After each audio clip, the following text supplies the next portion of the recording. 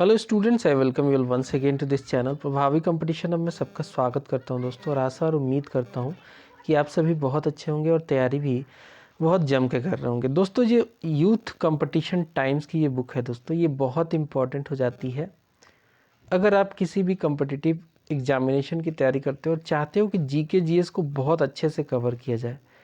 एक यूनिक तरीका ये है कि आप क्वेश्चंस के थ्रू आप तैयारी करें। ऐसा माना जाता है कि क्वेश्चंस के थ्रू तैयारी करने से आपका जो एनालिटिकल ब्रेन है वो एक्टिव हो जाता है और ज़्यादा दिन के लिए आप उसे सस्टेन कर पाते हो जो भी पढ़ते हो। तो इसी बेनिफिट को देखते हुए मैंने ये सीरीज स्टार्ट करी है, जिसमें ऑलरेडी दोस्तों मैंने इसकी हिस्ट्री, इसकी पॉलिटी और इसकी ज्योग्राफी कवर करा चुका हूँ। दोस्तों, ये 11,000 MCQ की एक बुक है, ठीक है। बट ये 11,000 खाली MCQ मत देखो, हर क्वेश्चन के साथ इसका एक्सप्लेनेशन है। तो जैसा कि मैं बता रहा था आपको कि हिस्ट्री में कवर करा चुका हूँ, इसके अलावा मैंने पॉलिटी भी कवर करा रखी है, ठीक है। वीडियोस हैं मेरे प्लेलिस्ट पे जाके देखिएगा। ज्योग्राफी भी कवर हो चुकी है। तो अगला नेक्स्ट इन रो जो आ रहा है वो है इकोनॉमी। तो दोस्तों, एक ही वीडियो में मैं कोशिश कर रहा हूँ कि मास्टर वीडियो दे दूँ आपको, सारे इसके जितने भी इम्पोर्टेंट क्वेश्चंस हैं हम लोग डील कर ले एक ही वीडियो में। तो चलिए स्टार्ट करेंगे। 349 नंबर पेज पे ये टॉपिक है।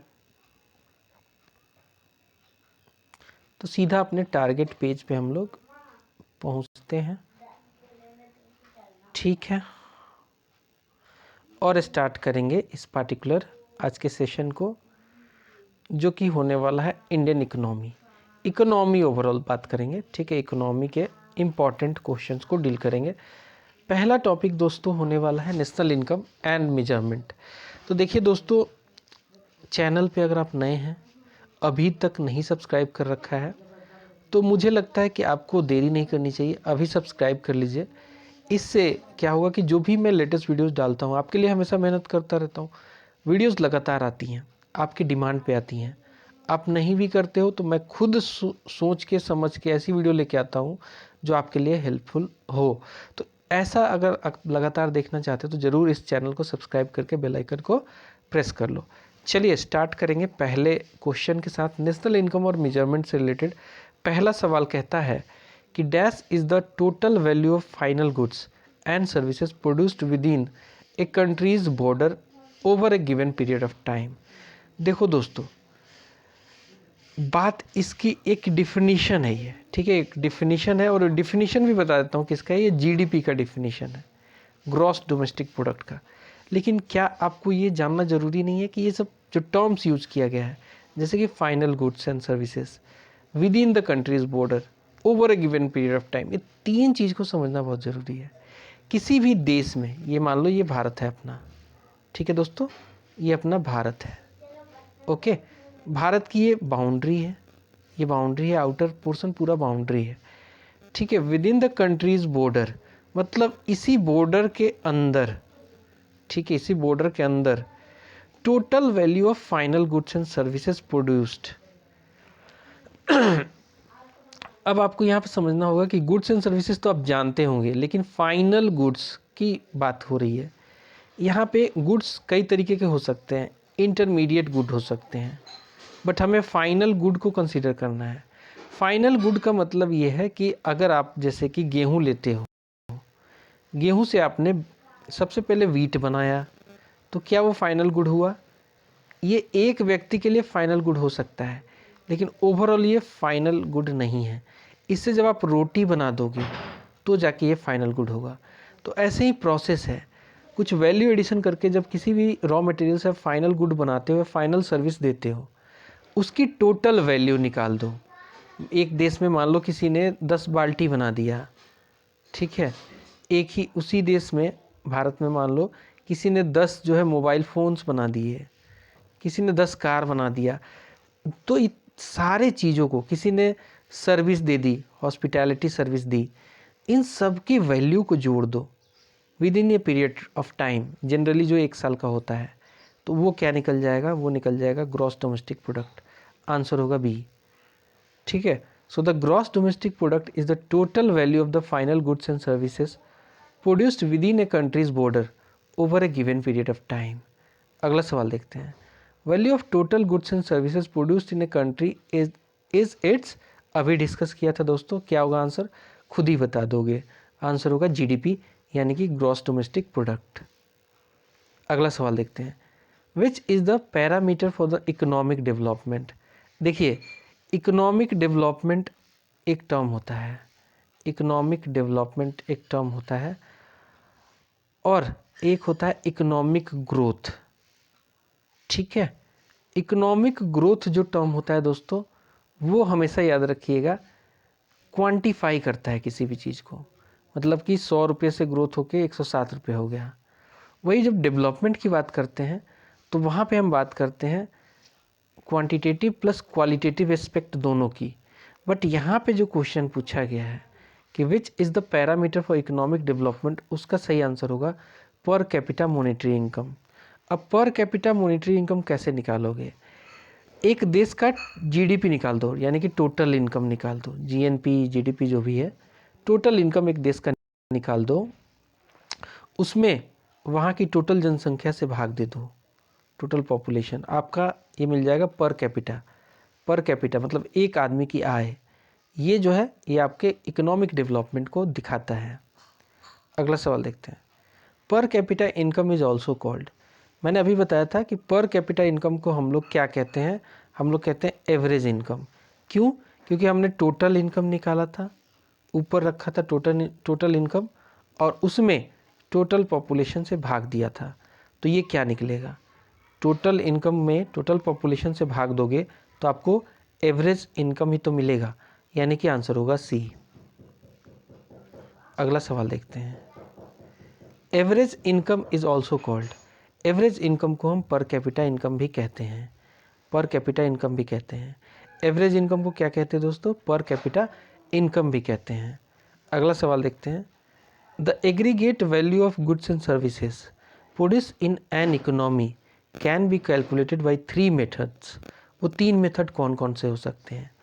सवाल समझिएगा, एग्रीगेट वैल्यू बोला है, एग्रीगेट मतलब total value of good and services produce in economy. एक इकोनॉमी जैसे भारतीय इकोनॉमी है, वहाँ पे एग्रीगेट वैल्यू अगर देखोगे इसका मतलब ये कहना चाहता है कि टोटल वैल्यू जो है गुड्स एंड सर्विसेज की, उसको किस किस मेथड से निकाला जा सकता है। वो 3 मेथड हैं। 3 मेथड, एक तो होता है कि आप एक्सपेंडिचर मेथड से निकाल लो कि टोटल खर्च कितना हुआ, वो जोड़ दो तो एग्रीगेट वैल्यू निकल जाएगा, क्योंकि जितना खर्च होता है उतना ही एक चीज़ बनाने में उसका जो है लागत आता है, उसको टोटल को ऐड कर दोगे तो आपको एग्रीगेट वैल्यू मिल जाएगा गुड्स एंड सर्विसेज का, क्योंकि आप यहाँ पे प्रॉफिट नहीं कैलकुलेट कर रहे हो। ठीक है, इसके बाद दूसरा जो मेथड है वो इनकम मेथड है। इनकम मेथड का मतलब ये है कि आपने उन सामान को, ठीक है, सभी को, इनकम मेथड जो है यहाँ पे डिफरेंट अर्निंग ग्रुप जो सोसाइटी के हैं, इकोनॉमी के डिफरेंट अर्निंग ग्रुप जो है इकोनॉमी के, उनकी सबकी इनकम जोड़ दो तो भी आपको पता चल जाएगा aggregate value of goods and services produced, क्योंकि उनकी इनकम यानी कि उन्होंने सामान खरीदा बेचा मिला जुला के सब कुछ, उसको जोड़ दो तो आपको मिल जाएगा। फिर तीसरा जो आता है वो आता है प्रोडक्ट और वैल्यू एडेड। इस मेथड में क्या होता है, इस मेथड में क्या होता है, it is based on the net value added. मान लो कि मैंने बताया था कि किसी के पास वीट है, मतलब किसी के पास गेहूं है, तो उसमें उसने कुछ खर्चा लगाया, पिसवा लिया, वीट बन गया। ठीक है, उसके बाद वीट को ब्रेड बना दिया कुछ खर्चा करके, तो ये क्या हो गया, वैल्यू एडिशन होता जा रहा है। ये जो गेहूं था मान लो 20 रुपये केजी था, अब ये आटा जो है 30 रुपये केजी हो गया, अब ये आटे से ब्रेड जो है आपको और महंगा हो गया, तो इसमें वैल्यू एडिशन हुआ है, तो इसको हम कहते हैं वैल्यू एडेड मेथड। इस मेथड से भी हम निकाल सकते हैं, हम एक पूरा value of total goods produce services produce हम निकाल सकते हैं। तो ये 3 मेथड दोस्तों काफ़ी फेमस है। अगला सवाल देखते हैं। Which of the following is not a method of estimating national income. तो हमने देखा था कि एक्सपेंडिचर मेथड तो बिल्कुल है, इसके अलावा इनकम मेथड भी है, इसके अलावा दोस्तों आउटपुट मेथड भी है। तो जो मैट्रिक्स मेथड है वो नहीं है। 3 मेथड है, इनकम मेथड है, आउटपुट मेथड है और एक्सपेंडिचर मेथड है। चौथा जो यहाँ पे दिया गया मैट्रिक्स मेथड, ये नहीं है। अगला सवाल देखते हैं। जीडीपी में पूछा जा रहा है कि डी क्या डिनोट करता है, किस चीज़ के लिए ये एब्रिविएटेड दिया गया है। तो हम जानते हैं जीडीपी क्या होता है, ग्रॉस डोमेस्टिक प्रोडक्ट को बोलते हैं, ठीक है। तो यहाँ पे डी को क्या बोलेंगे, डोमेस्टिक। आंसर होगा ए, डोमेस्टिक। अगला सवाल देखेंगे, what is the income of all resident of country called. सारे जो रेसिडेंट है भारत में, ए भी है, बी भी है, सी भी है, डी भी है, ई भी है, इन सब के इनकम को जोड़ दोगे तो क्या मिलेगा, टोटल इनकम तो मिलेगा। So what is the income of all residents of the country called, answer होगा total income. Per capita income मैंने बताया था दोस्तों, total income upon total population, इससे भाग दोगे तो आपको पर कैपिटा इनकम मिल जाएगा। अगला सवाल देख लेते हैं, if C is consumption, I is investment, G is government spending, X is export and I M is import, then GDP क्या होगा। जीडीपी का एक फॉर्मूला होता है दोस्तों, जीडीपी का जो फॉर्मूला होता है वो होता है, क्या होता है दोस्तों, वो होता है government spending plus consumption plus investment minus bracket में आएगा एक्सपोर्ट माइनस इंपोर्ट। ये फॉर्मूला आप याद रख लो, ये होता है इसका निकालने का एक फॉर्मूला है, ठीक है। आंसर है बी। अगला सवाल देखते हैं, while calculating GDP which among the following is not included. हम जीडीपी जब कैलकुलेट करते हैं तो उसमें हम फाइनल गुड्स लेते हैं, हम उसमें फाइनल सर्विसेज भी लेते हैं, हम उसमें इंटरमीडिएट गुड्स नहीं लेते हैं। जैसे कि मैंने बताया था दोस्तों कि मान लो आप एक प्रोसेस करके गेहूं से आप ब्रेड बनाए हो, तो गेहूं जो है यहाँ पे एक इनिशियल प्रोडक्ट है, यहाँ पे रॉ मटेरियल कह सकते हैं। यहाँ से आपने इसको पहले वीट में कन्वर्ट किया, आटा बनाया, वीट से आपने ब्रेड में कन्वर्ट किया, तो ब्रेड जो है फाइनल गुड है, वीट जो है इंटरमीडिएट गुड है। तो जीडीपी में हम हमेशा याद रखते हैं कि जीडीपी में हम लोग इंटरमीडिएट गुड को कैलकुलेट नहीं करते हैं, इंक्लूड नहीं करते हैं। आंसर होगा सी। अगला सवाल देखते हैं, which Indian state has the highest GDP. Bharat की बाउंड्री में देखोगे तो पूछ रहा है कि कौन सा स्टेट है जहाँ की जीडीपी सबसे ज़्यादा है। दोस्तों कैलकुलेशन के हिसाब से, डेटा के हिसाब से सबसे ज़्यादा जो जीडीपी है वो इस स्टेट की है, जो कि है महाराष्ट्र। आंसर होगा नंबर 1 पे महाराष्ट्र है, उसके बाद नंबर 2 पे तमिलनाडु है, नंबर 3 पे है उत्तर प्रदेश। अगला सवाल देखते हैं, depreciation is an annual allowance for wear and tear of what. तो देखिए दोस्तों, कोई भी चीज़ है उसमें वियर एंड टीयर तो होगा ही। मान लो एक आपने नई कार खरीदी, ठीक है, आज आपने इसको 6 लाख में ख़रीद लिया, अब इसमें वियर टीयर तो आएगा, यूज करोगे, इसके चक्के घिसेंगे, इसका इंजन घिसेगा, इसका रंग उड़ेगा, वियर टीयर आएगा। इस वियर टीयर की वजह से इसकी वैल्यू कम होती जाएगी, ठीक है। तो इस चीज़ को हम क्या कहते हैं, इस चीज़ को कहते हैं डिप्रेशन, ठीक है, डिप्रेसिएशन। तो इस चीज़ को हम क्या कहते हैं, depreciation. So depreciation is an annual allowance for the wear and tear of what, wear and tear of capital goods. Capital goods ऐसी गुड्स होती हैं जिनको यूज करके हम लोग अपनी कंपनी को खड़ा करते हैं। कैपिटल गुड का एग्जांपल एक मशीनरी हो सकता है। मान लो कि एक कंपनी है ए, कंपनी ए क्या करती है, कंपनी ए मान लो कि कार बनाती है, कार बनाने के लिए असेंबली सेट कर रखा है, असेंबली लाइन बना रखा है, मशीनें सेट कर रखी हैं। इन मशीनों को बोलेंगे हम लोग क्या, कैपिटल गुड्स। इसमें वियर एंड टीयर आता रहता है, तो इसकी वजह से इनकी वैल्यू कम होती रहती है, इसे हम डिप्रेसिएशन कहते हैं। तो हमेशा याद रखिएगा कैपिटल गुड्स में डिप्रेसिएशन आता है। सो यहाँ पे देख सकते हैं कि depreciation means loss of value of final capital asset over time. जैसे कि capital good are depreciated for 2 reasons. एक तो नॉर्मल वियर एंड टीयर हो सकता है कि भाई मशीन है, घिस गया, ये हो गया। दूसरा हो सकता है कि वो पुराने हो गए, एब्सोल्यूट हो गए, अब उनकी ज़रूरत ही नहीं है, उनकी वैल्यू ही ख़त्म हो गई, तो भी डिप्रेसिएशन आता है। अगला सवाल देखते हैं, what does GNP stand for. GNP में जी ग्रॉस होता है, ग्रॉस नेशनल प्रोडक्ट को हम लोग जीएनपी कहते हैं। अब दोस्तों जीएनपी क्या होता है, जीएनपी टोटल वैल्यू होता है of the all goods and services produced bye a country citizen in a financial year. मैंने बताया था कि जीडीपी में मैंने क्या बताया था आपको, थोड़ा याद करो।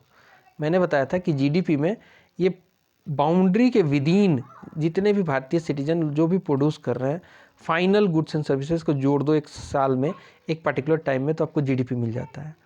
लेकिन ऐसा भी तो है ना कि हमारे जो लोग हैं, ये तो जीडीपी हो गया, अब जीएनपी की बात करेंगे।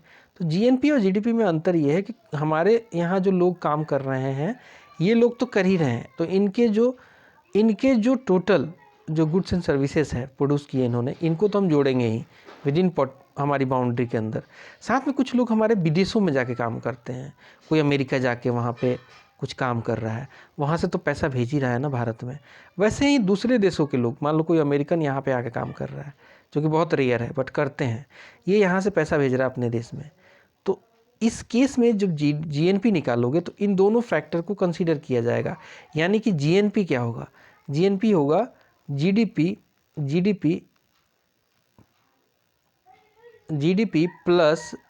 प्लस जो हमारे यहाँ से पैसा जा रहा है। जैसे कि मैंने बताया कि अमेरिकन जो पैसा भेज रहा है तो एक्सपोर्ट हमारे यहाँ से हो गया, और हमारे यहाँ जो इंपोर्ट आ रहा है, जो हमारे यहाँ पैसा लोग भेज रहे हैं, हमारे लोग, कोई अमेरिका में है कोई कहीं है, इन दोनों को माइनस करके जोड़ दो जीडीपी में, तो जीएनपी निकल जाएगा। मतलब ये बाउंड्री से बियॉन्ड तक जाती है बात। So gross national product is the total value of all finished goods and services produced by a country's citizen in a given financial year। अगला सवाल देखते हैं, ग्रॉस नेशनल प्रोडक्ट क्या होता है। Gross national product is equal to what, gross national product is equal to what. तो दोस्तों gross national product जो होता है it is equal to, answer होगा gross domestic product plus net factor income from abroad. यानी कि इसमें हमारा बंदा जो मान लो ए है जो अमेरिका में काम कर रहा है, और जो अमेरिकन है यहाँ हमारे यहाँ बी जो काम कर रहा है, तो बी माइनस ए निकालो, ये प्लस में आए माइनस में आए जो भी है, अगर माइनस में आए तो जीडीपी में घटा लो, अगर प्लस में आ रहा है मतलब हमारे बंदे वैसे भी ज़्यादा पैसा भेजते हैं क्योंकि ज़्यादा संख्या में है विदेशों में, तो GDP plus net factor income from abroad add कर दो, आपको मिल जाएगा ग्रॉस नेशनल प्रोडक्ट। अगला सवाल देखते हैं, अगला सवाल देखिए, what is the economic impact of increase in productivity of firms. ठीक है, what is the economic impact of increase in productivity of firms. Correct answer होगा इसका increase in gross domestic product, increase in gross domestic product. तो अगला सवाल कहता है कि net national product at market prices minus, bracket में देखिए इनडायरेक्ट टैक्सेस माइनस सब्सिडीज़ को क्या कहते हैं। Net national product, net national product जो है जीडीपी से ही बना है, जीएनपी से बना है सॉरी। ग्रॉस नेशनल प्रोडक्ट में से अगर आप डिप्रिसिएशन घटा देते हो तो नेट नेशनल प्रोडक्ट आता है। तो net national product at market prices minus indirect taxes minus subsidies, ये अगर आप कैलकुलेट करोगे तो आपको नेशनल इनकम मिल जाएगा। So if economic subsidies are added to and indirect taxes are subtracted from the national income at market prices, then it will be equal to the national income, जिसे हम net national product at factor cost बोलते हैं। अगला सवाल देखते हैं, personal income minus personal tax payments minus non tax payments, ये इसका किसका डेफिनेशन है। Personal income minus personal tax payment minus non tax payment, ये आपका अगेन ये आपको ये जो डिफिनीशन है, ये जो फॉर्मूला है, ये रिलेटेड है पर्सनल डिस्पोजेबल इनकम से रिलेटेड। पर्सनल डिस्पोजेबल इनकम एक ऐसा इनकम होता है जो कि आपके लिए अवेलेबल है यूज करने के लिए। यानी कि अगर आप अपने इनकम में से, पर्सनल इनकम में से अगर आप पर्सनल टैक्स पेमेंट हटा दो, इनडायरेक्ट टैक्स हो जो भी हो, उसके अलावा नॉन टैक्स पेमेंट भी हटा दो, तो आपके पास बचता है कि वो पैसा जिसे आप खर्च कर सकते हो। अगला सवाल देखिए, अगला सवाल कहता है कि पर्सनल डिस्पोजेबल इनकम क्या होता है। मैंने बताया था कि पर्सनल डिस्पोजेबल इनकम वो चीज़ होती है, मान लो आपकी पर्सनल इनकम 20,000 रुपये है, लेट्स से 20,000 रुपये है मंथली, वहाँ से आपने कुछ टैक्स दे दिया, मान लो 500 रुपये टैक्स दे दिया, एग्जाम्पल के तौर पे देख रहे हैं। फिर आपने नॉन टैक्स पेमेंट 100 रुपये का कर दिया। अब इसमें से आप ये हटा दो तो आपके पास बचेगा 19,400 रुपये। ये आपके पास खर्च के लिए पैसा है, डिस्पोजेबल इनकम है, मतलब आप इसको डिस्पोज कर सकते हो, इस पर कोई भी लाइबिलिटी नहीं है। आंसर होगा A. Personal income minus personal tax payment minus non tax payment.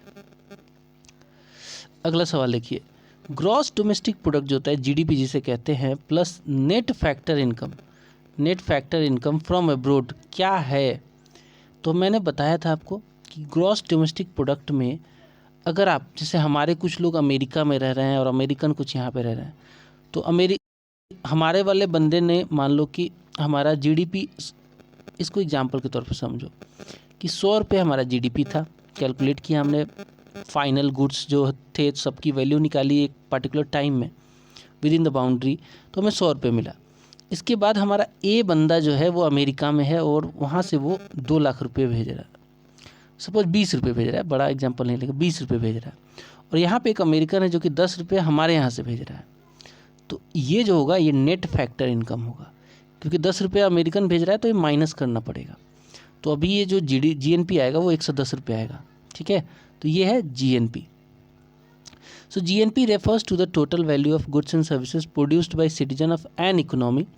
It includes 4 types of goods, that is consumer goods, gross private domestic investment in capital goods, goods and services produced by government, net export of goods and services. तो GDP plus net factor from abroad का जो formula है वो है GNP का। अगला सवाल देखते हैं, national income minus undistributed, national income minus undistributed profits minus net interest payments made by households minus corporate tax plus transfer of payment to the household from the government and firms is what? This is personal income. ये personal income का definition है। अगला सवाल देखेंगे, net national product, ठीक है, मैंने बताया था कि जीएनपी में से, ग्रॉस नेशनल प्रोडक्ट में से माइनस कर दो डिप्रेसिएशन, तो आपको मिल जाएगा net national product at market price minus net indirect taxes. तो ये क्या निकलेगा? ये निकलेगा आपका net national product at factor cost, net national product at factor cost निकल जाएगा। अगला सवाल देखते हैं, the basis of determining dearness allowance, जो डीए मिलता है ना, महंगाई भत्ता, to employees in India is what? ये है बेसिक जो है इसका कंज्यूमर प्राइस इंडेक्स। सीपीआई जो है आपको इन्फ्लेशन दिखाता है, ठीक है, सीपीआई आपको इन्फ्लेशन दिखाता है। ये बेसिस है कि हमारा डीए कितना मिलेगा। So the CPI is mainly used for determining dearness allowance paid to central and state government employees and workers in the industrial sector besides fixation and revision of minimum wages in the scheduled employments. अगला सवाल देखते हैं, which of the following areas make the largest contribution to the national income in India? Which of the following areas make the largest contribution to the national income in India? Correct answer होगा हमारे national income में सबसे बड़ा योगदान है तीनों sector में, वो है सर्विस सेक्टर का। 3 सेक्टर होते हैं इकोनॉमी में, चौथा भी है वैसे तो, बट अभी बेसिक सेक्टर की बात करें तो 3 सेक्टर है, एग्रीकल्चरल सेक्टर, इंडस्ट्रियल सेक्टर और सर्विस सेक्टर। तो एग्रीकल्चरल सेक्टर में सबसे ज़्यादा लोग एम्प्लॉयड जरूर हैं, बट ये नेशनल इनकम में यानी कि जीडीपी में इसका कंट्रीब्यूशन मीएगर है, बहुत कम है। इंडस्ट्रियल सेक्टर में भी अच्छे खासे लोग एम्प्लॉयड हैं, बट इसका भी कंट्रीब्यूशन जो है सर्विस सेक्टर से कम है। सबसे ज़्यादा जो कंट्रीब्यूशन हमारे जीडीपी में, सबसे ज़्यादा जो पैसा आता है जीडीपी में, जीवीए जो आता है, ग्रॉस वैल्यू एडेड जिसे कहते हैं, वो है 53% के साथ सर्विस सेक्टर का। अगला सवाल देखते हैं, sectoral distribution of GDP index measures what? Sectoral distribution of GDP index क्या मेजर करता है? ये economic development of a country को मेजर करता है। सेक्टर्स बहुत सारे हो सकते हैं किसी भी इकोनॉमी में, इंडस्ट्रियल सेक्टर हो सकता है, सर्विस सेक्टर हो सकता है, एग्रीकल्चरल सेक्टर हो सकता है, सब सेक्टर्स हो सकते हैं। तो ये इकोनॉमिक डेवलपमेंट को दिखाता है किसी भी देश का। अगला सवाल देखते हैं, national income is compiled bye, national income का जो डेटा फाइनली आता है वो सेंट्रल स्टैटिस्टिकल ऑर्गेनाइजेशन से आता है, सीएसओ से आता है। दोस्तों बहुत इंपॉर्टेंट सवाल है, बार बार पूछा जाएगा ये गया है एग्ज़ाम में। सो सेंट्रल स्टैटिस्टिकल जो ऑर्गेनाइजेशन है is a governmental agency under the ministry of statistics के अंदर आता है एंड प्रोग्राम इम्प्लीमेंटेशन के अंतर्गत। CSO जो है वो लोकेटेड है दिल्ली में। It's activities include national income, accounting, conduct of annual survey of industries, इसके अलावा इकोनॉमिक सेंसस, ठीक है, consumer price index, human development statistics, gender statistics etcetera, सब कुछ इसमें एडेड होता है। अगला सवाल देखते हैं। Depreciation is loss of value in, answer होगा मशीनरी। डिप्रिसिएशन मैंने बताया था दोस्तों कि मान लो एक कंपनी है ए, इसके पास क्या है, ये कार की कंपनी है, कार बनाती है, तो इसने जो है प्रोडक्ट लाइन बना रखा है, मशीनरीज लगा रखी हैं, ऑटोमेटेड कर रखा है। अब ये मशीन काम कर रही हैं तो इसमें वियर टियर तो आएगा, ठीक है, इनकी वैल्यू, ये तो घिसेगा ही घिसेगा, पार्ट्स पुर्जा है, घिसेगा, तो इसके वजह से जो लॉस हो रहा है उसको हम कहते हैं डिप्रिसिएशन, और ये मशीनरी में होता है। करेंसी में भी होता है, वो आगे देखेंगे। अगला सवाल, calculate countries GDP if for the year consumer spending is $900 million, government spending जो है $250 मिलियन है, इन्वेस्टमेंट कितना है, $180 मिलियन है। फॉर्मूला लगाएंगे दोस्तों, खट से निकल जाएगा। एक्सपोर्ट है $85 मिलियन, इंपोर्ट है $100 मिलियन। तो फॉर्मूला से निकाल लेंगे। फॉर्मूला क्या कहता है, C होता है आपका कंज्यूमर स्पेंडिंग जो GDP निकलता है उसमें, फिर I होता है इन्वेस्टमेंट, फिर आता है गवर्नमेंट स्पेंडिंग, फिर आता है एक्सपोर्ट माइनस इंपोर्ट, ठीक है। तो इस केस में अब फॉर्मूला में बिठाते हैं, हमें सब कुछ पता है, हमें पता है क्या GDP निकाल दें हम, तो हमें पता है कि कंज्यूमर स्पेंडिंग जो है C यानी कि $900 मिलियन है, फिर आता है इन्वेस्टमेंट गवर्नमेंट का $250 मिलियन, फिर है गवर्नमेंट इन्वेस्टमेंट बाय बिजनेस जो है वो आपको यहाँ पे, अच्छा 900 है आपका कंज्यूमर स्पेंडिंग, गवर्नमेंट स्पेंडिंग जो है G जो है वहाँ पे 250 है, और प्लस I जो है इन्वेस्टमेंट बाय बिजनेस 180 है, एक्सपोर्ट है 85, इंपोर्ट कितना है 100 है, तो एक्सपोर्ट 85, इंपोर्ट 100, ठीक है। अब इसको निकाल देते हैं। अब इसको देखेंगे तो इन तीनों को जोड़ दो, ये कितना आएगा 900, 250, 1150, 150, 1300 और 30, 1330 में फिर ये वैल्यू आएगी -15, तो 1330 में -15 घटा लोगे तो आएगा $1315 मिलियन, आंसर होगा B, ठीक है। सिंपल है, इतना कुछ डिफ़िकल्ट नहीं है, फॉर्मूला पे बिठाना है। अगला सवाल देख लेते हैं। अगेन आपको यही कैलकुलेशन निकालने को दिया है, यहाँ पे GDP 1315 दिया हुआ है, कंज्यूमर स्पेंडिंग जो है 900 दिया हुआ है, वही सेम सवाल है, इसको फॉर्मूला पे ये वाले पे GDP पे निकाल दोगे, निकल जाएगा, कोई दिक्कत नहीं है। अगला सवाल देखते हैं। फिर अगेन सेम क्वेश्चन उसी टाइप का, GDP वाले फॉर्मूला पे निकालने वाला है, इसको भी कैलकुलेट कर सकते हो, कोई दिक्कत नहीं है। अगला सवाल देखते हैं, ये भी कैलकुलेशन वाला ही है, सेम फॉर्मूला पे निकालना है, सब कुछ दिया हुआ है, निकाल लेना। अब देखिए अगला सवाल देखते हैं। The sum of production in the primary, secondary and tertiary sector of Indian economy gives the value of what. तो ये टोटल जो है आपको GDP बताता है। देखिए 3 सेक्टर मेनली होते हैं किसी भी इकोनॉमी में। प्राइमरी सेक्टर को हम लोग एग्रीकल्चरल सेक्टर भी बोलते हैं, क्योंकि वो उसका जो बेसिस होता है वो एग्रीकल्चर ही होता है, रॉ मटेरियल्स होता है। सेकेंडरी सेक्टर इंडस्ट्रियल सेक्टर को बोलते हैं, उसमें इंडस्ट्री प्रोडक्शन मेन होता है। टर्सरी सेक्टर सर्विस सेक्टर को बोलते हैं। इन तीनों सेक्टर के GVA को ऐड कर दोगे तो आपको मिल जाएगा GDP, ग्रॉस डोमेस्टिक प्रोडक्ट। अगला सवाल देखते हैं। Which of the following is not taken into account to estimate national income. National income को कैलकुलेट करने में सर्विसेज ऑफ पर्सनल सेक्रेटरी बिल्कुल होगा, सर्विसेज ऑफ हाउस वाइफ नहीं इंक्लूड होता है। हालांकि हमारी औरतें, हमारी जो हाउस वाइफ, हमारी जो माताएं होती हैं वो बहुत काम करती हैं, लेकिन उनको इकोनॉमिक वैल्यू में नहीं तौलते हैं हम लोग, उसको हाउस होल्ड वर्क में जोड़ देते हैं और उसमें कभी भी कैलकुलेट नहीं करते। हालांकि उनकी जो इकोनॉमिक वैल्यू होती है ये करना चाहिए। तो ये एक मतलब मुद्दा है, काफ़ी दिनों से चल रहा है। अगला सवाल देखते हैं, which of the following is an indicator of financial health of a country. तो जीडीपी जो होता है किसी भी देश का एक फाइनेंशियल हेल्थ को दिखाता है। जीडीपी कैसा है, जीडीपी कैसा है, साइज पूछते हैं, ठीक है। तो जीडीपी आपके फाइनेंशियल हेल्थ को, किसी भी देश के फाइनेंशियल हेल्थ को दिखाता है। अगला सवाल देख लेते हैं, the economist who for the first time scientifically determine national income in India. बहुत इंपॉर्टेंट सवाल है। करेक्ट आंसर होगा इसका VKRV राव। साइंटिफिकली पूछा है, वैसे तो पहली बार निकाला था दादा भाई नौरोजी ने।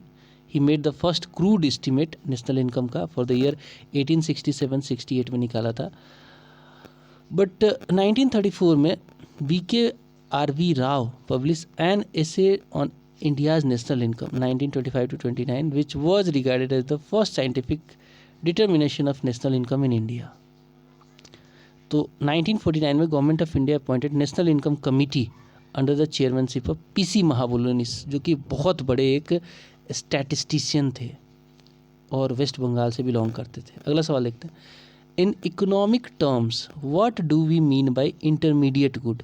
मैंने बताया था दोस्तों, इंटरमीडिएट गुड एक ऐसा गुड होता है जैसे कि मान लो आपने सबसे पहले रॉ मटेरियल लिया गेहूँ, इसके बाद इसका आपने वीट बनाया, फिर इस वीट से आपने ब्रेड बना दिया।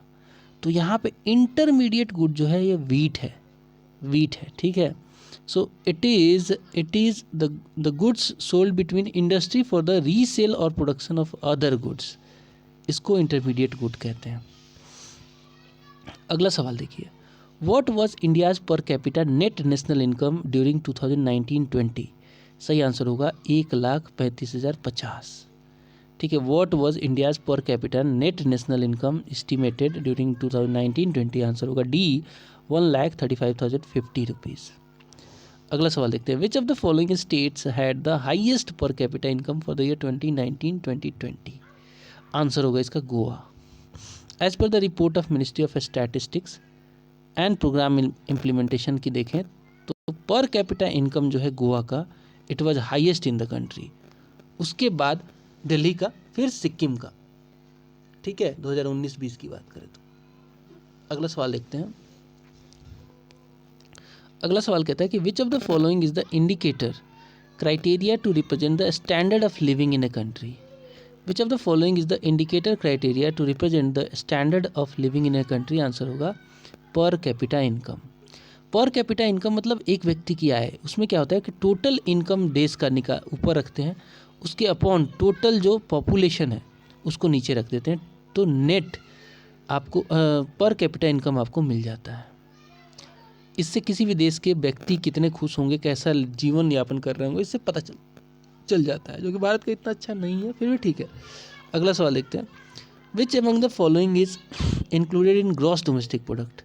तो आंसर होगा sales of final goods. Intermediate good को हम लोग नहीं ऐड करते हैं, याद रखिएगा। अगला सवाल देखते हैं, the GDP deflator is also called what. तो जीडीपी डिफ्लेटर को हम लोग also we call it implicit price deflator. Answer होगा C। So the GDP price deflator also known as the GDP deflator और implicit price deflator that measures the changes in the price for all of the goods and services produced in an economy। ठीक है, deflator ये कहीं ना कहीं आपको inflation से related संबंधित है ये। ठीक है, तो यहाँ पे ख़त्म होता है दोस्तों पहला टॉपिक। अगले टॉपिक को हम अगले वीडियो में कवर करेंगे। Bye bye.